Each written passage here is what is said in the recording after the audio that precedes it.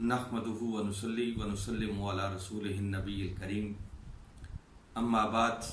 फ़ाऊज़ु बिल्लाहि मिनश शैतानिर रजीम बिस्मिल्लाहिर रहमानिर रहीम। क़ाल अल्लाहु तबारक व तआला फ़िल क़ुरआनिल मजीद इन्नल लज़ीना यग़ुद्दूना अस्वातहुम इंदा रसूलिल्लाहि उलाइकल लज़ीना इम्तहनल्लाहु क़ुलूबहुम लित्तक़वा लहुम मग़फ़िरतुन व अज्रुन अज़ीम। सदक़ल्लाहुल अज़ीम। मुअज़्ज़ज़ नाज़रीन व सामीन, अस्सलामु अलैकुम व रहमतुल्लाहि व बरकातुहू। हमारी सिलसिलावार गुफ्तगू सूरह हुजूरात की रोशनी में बारगाह रिसालत मआब सल्लल्लाहु अलैहि वसल्लम के आदाब के हवाले से चल रही थी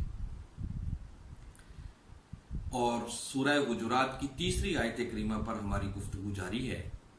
जिस आयत करीमा को आज मैंने एक मरतबा फिर गुफ्तगू के उन्वान के तौर पर तिलावत किया, जिसमें बारी ताला ने इरशाद ये फरमाया है कि वो लोग जो मेरे महबूब की बारगाह के आदाब बजा लाते हैं उनको मेरी बारगाह से मिलता क्या है। अदब करने वालों की जजा का जिक्र किया है, जैसे फरमाया इन्नल लज़ीना, बेशक वो लोग यग़ुद्दूना अस्वातहुम, जो अपनी आवाज़ों को पस्त कर लेते हैं, आहिस्ता कर लेते हैं, इंदा रसूलिल्लाहि, जब वो अल्लाह के रसूल सल्लल्लाहु अलैहि वसल्लम की बारगाह अक़दस में आए तो उनके लिए हसर के अंदाज में फरमाया उलाइकल लज़ीना, यही वो लोग हैं, इम्तहनल्लाहु क़ुलूबहुम लित्तक़वा, जिनके दिलों को खुदा तकवा का नूर देने के लिए चुन लेता है। इस हिस्से पर हम बड़ी तफसील के साथ पिछली 3 नशिस्तों में बात कर चुके हैं। उसके बाद अगली जजा अदब करने वालों के लिए, जिसका बारी ताला ने जिक्र फरमाया, इरशाद फरमाया लहुम मग़फ़िरतुन, इन्हीं के लिए मग़फ़िरत है, व अज्रुन अज़ीम, और अज्र अज़ीम है।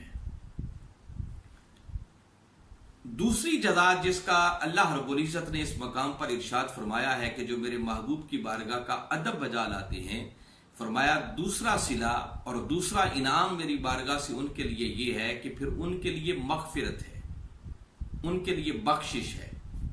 उनके लिए माफ़ी है। और नाज़रीन मुकर्रम, आज की नशिस्त में हम जिस बात पर कंसंट्रेट कर रहे हैं वो ये कि बारी ताला ने इस बात का ऐलान तो किया कि उनके लिए मग़फ़िरत है, मगर इस ऐलान को करने के लिए जो कलिमात की तरतीब रखी है वो बड़ी काबिल तवज्जो है। अब इस बात को बयान करने के 2 तरीके थे कि बारी ताला यूं फरमा देते मग़फ़िरतुल लहुम, यानी मग़फ़िरत का लफ्ज पहले होता, लहुम का लफ्ज बाद में होता, मग़फ़िरतुन लहुम, और जब इकट्ठा पढ़ेंगे तो बन जाएगा मग़फ़िरतुल लहुम, जिसका माना बनता कि उनके लिए मग़फ़िरत है। मगर बारी ताला ने यूं नहीं रखा, लहुम को पहले रखा और मग़फ़िरत के लफ्ज को बाद में रखा और फरमाया लहुम मग़फ़िरतुन। अब लहुम का पहले आना और मग़फ़िरत के लफ्ज का बाद में आना, इन कलिमात की तरतीब के अंदर भी एक हस्र है। अब ये टेक्निकल बात है कि हस्र क्या होता है, वैसे तो कई बार ये लफ्ज पीछे इस्तेमाल हो चुका है। मैं बिल्कुल इसको आसान करके आप तक पहुंचाने की कोशिश करूंगा कि लहुम मग़फ़िरतुन, लहुम का पहले आना और मग़फ़िरत के लफ्ज का बाद में आना। अब इसने जो हस्र पैदा किया तो इसका मतलब अब ये नहीं है कि उनके लिए मग़फ़िरत है, उनसे मुराद कि वो जो ताजदार कायनात सल्लल्लाहु अलैहि वसल्लम की बारगाह अक़दस में आए तो जो अदबन हयान अपनी आवाजों को आहिस्ता कर लें, पस्त कर लें, नीचे कर लें। तो अब इसका माना यह नहीं कि फकत उनके लिए मग़फ़िरत है, बल्कि अब ये हसर जो फायदा दे रहा है इसका माना यह है कि बारी ताला इरशाद फरमा रहे हैं कि मग़फ़िरत है ही इन्हीं के लिए। अब इसको मैं बिल्कुल आसान करता हूं कि इस बात को अगर समझना हो तो देखिए, सूरह फातिहा के अंदर जब हम तिलावत करते हैं तो पढ़ते पढ़ते एक मकाम पर आकर हम कहते हैं इय्याका नअबुदु। अब इसका माना यह नहीं है कि हम अल्लाह की बारगाह में यूं अर्ज करते हैं कि मौला हम तेरी इबादत करते हैं, ये माना नहीं है। इय्याका का पहले आना اور नअबुदु के लफ्ज का बाद में आना, इसके अंदर भी एक हसर है। मैं अर्ज कर रहा हूं कि इय्याका नअबुदु इसका यह माना नहीं है कि हम तेरी इबादत करते हैं। आप कोई सा भी तर्जमा उठाकर पढ़ लें, एनीवन, वो किसी भी मकतबे फिक्र से ताल्लुक रखने वाला हो, हर मुतरजम ने इसका तर्जमा करते हुए एक ही बात लिखी है कि यहां चूंकि हसर है तो इसका यह माना नहीं कि हम तेरी इबादत करते हैं, बल्कि मुतरजमीन ने लिखा होता है कि हम तेरी ही इबादत करते हैं। ये जो ही है, यूं समझे कि इसे हसर कहते हैं। अगर सिंपली आप यूं कहेंगे हम तेरी इबादत करते हैं, तो इसका मतलब यह बनता है कि मौला तेरी भी इबादत करते हैं, और अगर तेरे अलावा किसी और की करना चाहें तो उसकी भी गुंजाइश है। मगर जब आपने जोर देकर यूं कहा कि हम तेरी ही इबादत करते हैं, तो इसका माना यह है कि मौला तेरे सिवा कोई और इबादत के लायक नहीं है। हम सिर्फ और सिर्फ तेरी ही इबादत करते हैं, इसे हसर कहते हैं। बिल्कुल इसी अंदाज में बारी ताला ने वहां भी इरशाद फरमाया लहुम मगफिरतुन। इसका माना यह नहीं है कि उनके लिए मगफिरत है, बल्कि बारी ताला इन कलेमात की तरतीब से हसर पैदा करके दर हकीकत फरमा ये रहे हैं कि लोगों, मगफिरत, बख्शिश और माफी ये तो मैंने बनाई ही मुस्तफा का अदब करने वालों के लिए। फरमाया इनको भी नहीं बख्शना तो फिर किसको बख्शना है?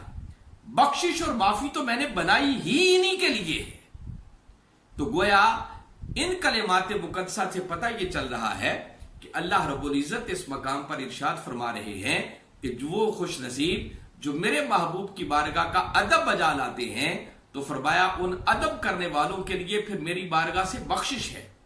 मगफिरत है, माफी है। और ये मगफिरत, बख्शिश और माफी ये तो मैंने बनाई ही अपने महबूब की बारगाह का अदब करने वालों के लिए। तो नाज़रीन मुकर्रम जरा चश्मे तसव्वुर में लाएं कि जिस अंदाज में बारी ताला ने यहां पर बात की है, हमें अपनी किस्मत पर और अपने मुकद्दर पर वक्त करना चाहिए कि हम वो खुश नसीब हैं कि जिनके लिए अल्लाह रब्बुल इज्जत ने मगफिरत लिख दी है, फैसला फरमा दिया कि मगफिरत तो मैंने बनाई ही अपने महबूब की बारगाह का अदब करने वालों के लिए। और अल्हम्दुलिल्लाह हम वो खुश नसीब हैं जिनको अल्लाह रब्बुल इज्जत ने अपने महबूब की बारगाह के अदब की दौलत से नवाजा है। और इस अदब के सदके यकीनन जिंदगी के अंदर अगर हमारी कोई गलती, कमी, कुताही, इंसान खता का पुतला है, गलतियां हो जाती हैं, मगर बारगाह रिसालत आप सल्लल्लाहु अलैहि वसल्लम के अदब के सदके ये आयत करीमा ऐलान कर रही है कि बारी ताला उन सारी कमियों कोताहियों से दरगुजर फरमा देगा, हमें माफी अता कर देगा। तो गोया ये आयत करीमा हसर का जो पहलू जिस पर आज हम कंसंट्रेट कर रहे हैं, ये बता रहा है कि बख्शिश मिलती है तो बारगाह मुस्तफा की गुलामी के सदके से मिलती है। अब ये जो ही हसर पैदा करके जोर दिया, तो मैं इस पर मुतवज्जे कर रहा हूं अपने सुनने वालों को कि बारी ताला इस मकाम पर इस अंदाज से गुफ्तगू करके अगला मैसेज और पैगाम ये दे रहे हैं कि लोगों, अगर तुम्हें बख्शिश चाहिए, मगफिरत चाहिए, अपने गुनाहों की माफी चाहिए और चाहते हो कि मैं तुम्हारी गलतियों से दरगुजर कर दूं, तो फरमाया ये माफी सिर्फ उन खुश नसीबों को मिलेगी जो पहले खुद को मेरे महबूब की बारगाह की अदब में फना कर देते हैं, जो खुद को मेरे मुस्तफा के दर का गुलाम बना देते हैं। अब ये तसव्वुर याद रखें कि अल्लाह रब्बुल इज्जत ने सिर्फ इसी एक मकाम पर नहीं, यहां तो मैंने कलिमात जो कुरान पाक में वारिद हुए हैं उनसे ये माना आखिज करते हुए बात आपके सामने रखी है कि बारी ताला बड़ा वाज़ेह दो टोक लफ्जों में इरशाद फरमा रहे हैं कि बख्शिश मिलती है तो सिर्फ मुस्तफा के कदमों के सदके से मिलती है। तो इस तसव्वुर को अगर हम मजीद जानना चाहें और किसी के जहन में यह ख्याल आए कि क्या ये बात जो मैं आपके सामने कुरान पाक के इस मकाम से अखज करते हुए रख रहा हूं, क्या इस तसव्वुर को कुरान के किसी और मकाम पर भी बारी ताला ने बयान किया है? तो भाई उसका तसव्वुर हर जगह पर एक ही है, अल्लाह के उसूलों में, उसकी सुन्नत में कहीं तब्दीली नहीं है। तो आप कुरान पाक को पढ़ें, कुरान पाक में जा बजा आपको यही तसव्वुर मिलेगा कि बख्शिश मिलती है तो मुस्तफा के कदमों के सदके से मिलती है। मैं पहले एक बड़ी आसान सी आयत करीमा जो बड़ी मारूफ और अक्सर व बेशतर हम सुनते रहते हैं, पढ़ते रहते हैं, सूरा आले इमरान, उसकी आयत नंबर 31 है। جس میں باری تعالیٰ نے اپنے محبوب مکرم صلی اللہ علیہ وسلم سے مخاطب ہوتے ہوئے ارشاد فرمایا کل، اے میرے محبوب ذرا آپ اپنی میٹھی میٹھی زبان سے اعلان فرما دو، ان کنتم تحبون اللہ، کہ لوگوں تم اگر اللہ سے محبت کرتے ہو تو کیا کرو، فاتبعونی، تو آؤ پہلے میری اتباع کرو، یحببکم اللہ، اور اس کا نتیجہ یہ نکلے گا کہ اللہ تمہیں اپنا محبوب بنا دے گا۔ آپ اس آیت کریمہ کے الفاظ پر ذرا غور کریں، فرمایا محبوب آپ اپنی میٹھی میٹھی زبان سے اعلان کر دو، ان کنتم تحبون اللہ، کہ اگر تم اللہ سے محبت کرنا چاہتی ہو تو فاتبعونی، فرمایا آؤ پہلے میری اتباع کرو، میری غلامی کا پٹا اپنے گلے میں ڈالو، میرے قدموں کے نشانوں کو اپنا قبلہ اور کعبہ بناؤ، کہ جب تم میری اتباع کے دائرے میں آ جاؤ گے تو فرمایا اس کا صلہ تمہیں یہ ملے گا، یحببکم اللہ، کہ پھر اللہ خود تمہیں اپنا محبوب بنا دے گا، اللہ تم سے محبت کرنا شروع کر دے گا۔ بالعموم ہم یہاں تک آیت کریمہ پڑھتے رہتے ہیں خطابات کے اندر، مگر اس کے اگلے کلمات پر ہم نے کبھی غور کرنے کی کوشش نہیں کی۔ آگے باری تعالیٰ نے ارشاد فرمایا وَيَغْفِرْ لَكُمْ ذُنُوبَكُمْ، فرمایا تمہیں اللہ اپنا محبوب بھی بنا لے گا، اور وَيَغْفِرْ لَكُمْ ذُنُوبَكُمْ، اور پھر اللہ تمہارے گناہوں کو بخش دے گا۔ تو ناظرین مکرم، میں جس بات کی طرف متوجہ کرنا چاہ رہا ہوں، باری تعالیٰ نے یہاں پر بھی گناہوں کی بخشش کی بات کی، گناہوں کی بخشش کی خوشخبری سنائی، گناہوں کی بخشش کا مژدہ جاں فضا سنایا، مگر تب جب پہلے انہیں اپنے محبوب کی اتباع کے زمرے میں بلا لیا۔ فرمایا یہ بخشش ان خوش نصیبوں کا نصیب بنے گی جو پہلے میرے محبوب کی اتباع کے دائرے میں آ جاتے ہیں، جو پہلے میرے محبوب کے قدموں کے نشانوں کو اپنا قبلہ اور کعبہ بنا لیتے ہیں، جو پہلے خود کو میرے محبوب کے در کا غلام اور سگ بنا لیتے ہیں۔ فرمایا جس نے میرے محبوب کی غلامی کا پٹا اپنے گلے میں ڈال لیا، اس خوش نصیب کو میں اپنا محبوب بھی بناتا ہوں، اور محبوب بنانے کے ساتھ ساتھ پھر اسے مغفرت اور بخشش کا پروانہ بھی عطا کر دیتا ہوں۔ تو یہ آیت کریمہ بھی اسی معنی کی تائید کر رہی ہے کہ بخشش ملتی ہے تو کملی والے آقا کے قدموں کے صدقے سے ملتی ہے۔ اسی تصور کو ایک اور آیت کریمہ کی روشنی میں بھی آپ کے سامنے رکھنا چاہ رہا ہوں، سورہ زمر، باری تعالیٰ نے وہاں بھی اسی انداز میں لفظ کل سے بات کا آغاز کیا اور فرمایا کل، اے میرے محبوب ذرا اپنی میٹھی میٹھی زبان سے اعلان کر دو۔ کیا اعلان کر دو؟ یا عبادی، اے میرے بندو۔ کون سے بندو؟ اب ان بندوں کو بھی آگے ڈیفائن کر دیا،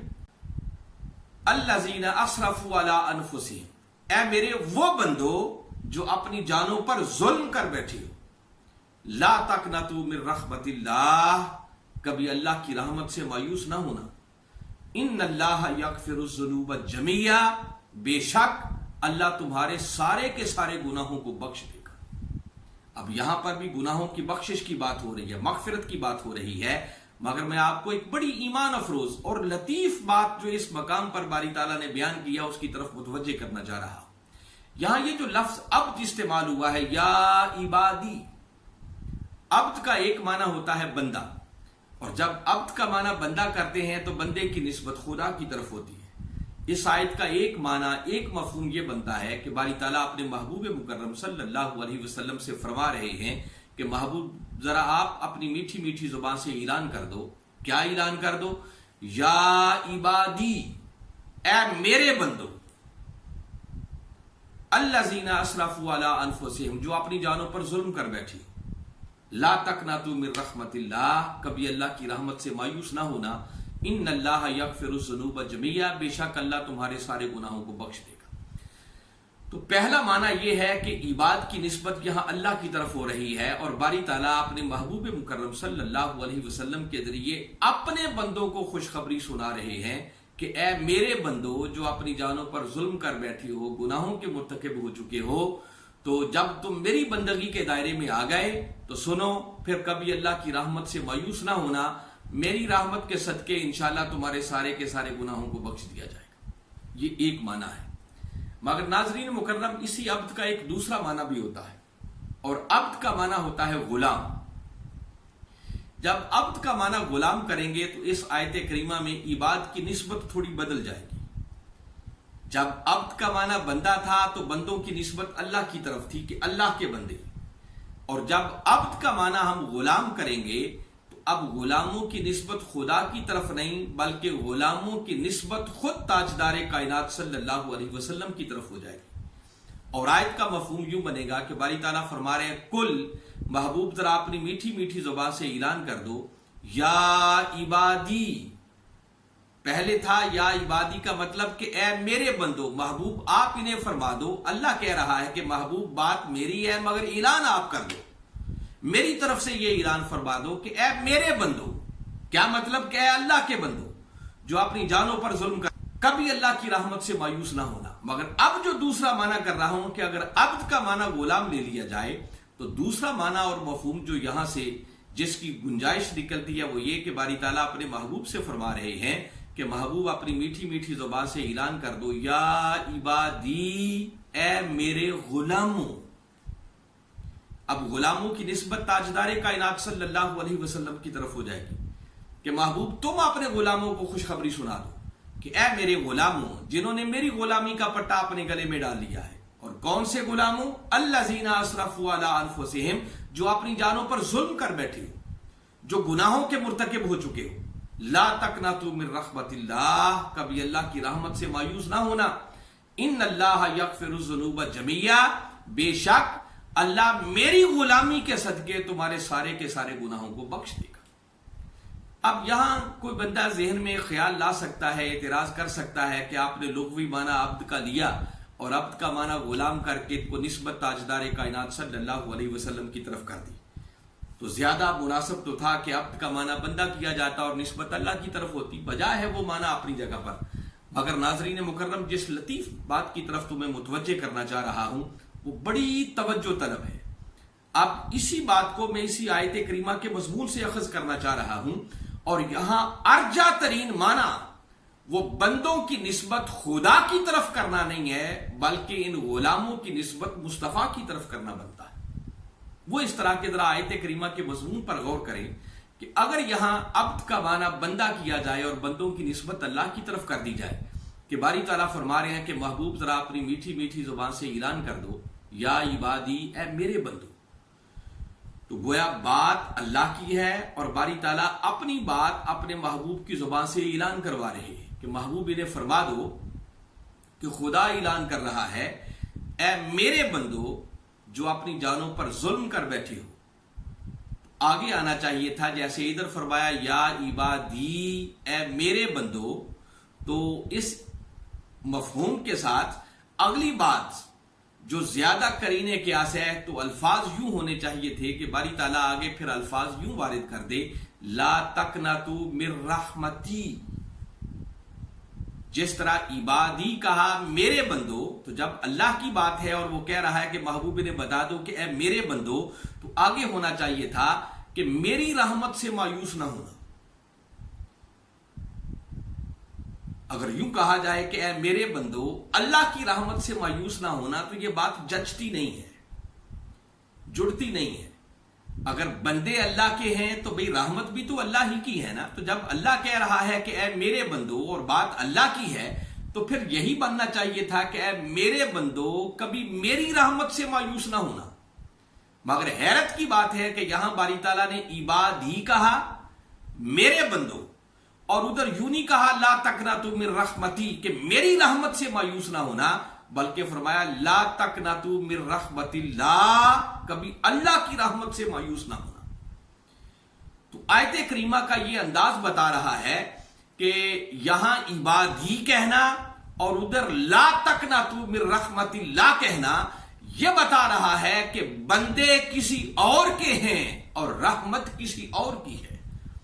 اور زیادہ مناسب یہ بنتا ہے کہ اس آیت کا معنی یوں کیا جائے کہ باری تعالیٰ فرما رہے ہیں اے محبوب ذرا اپنی میٹھی میٹھی زبان سے اعلان کر دو، یا عبادی، اے میرے غلاموں،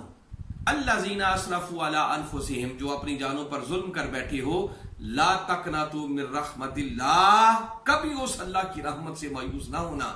ان اللہ یغفر الذنوب جميعا، بے شک اللہ تمہارے سارے کے سارے گناہوں کو بخش دے گا۔ تو لفظ کل बारी ताला अपने और अपने बंदों के दरमियान जो अपने महबूब को डाल रहा है, कमरी वाले आका का डालना और फिर इबाद की निस्बत अपने मुस्तफा की तरफ करना और फिर आगे चलकर खुशखबरी सुनाना कि महबूब ने बता दो कि बेशक अल्लाह तुम्हारे सारे के सारे गुनाहों को बख्श देगा। तो ये आयत करीमा फिर बता रही है कि गुनाहों की बख्शिश की खुशखबरी उन खुश नसीबों को सुनाई जा रही है जो पहले सच्ची और सुच्ची कमरी वाले आका की गुलामी का पट्टा अपने गले में डाल लेते।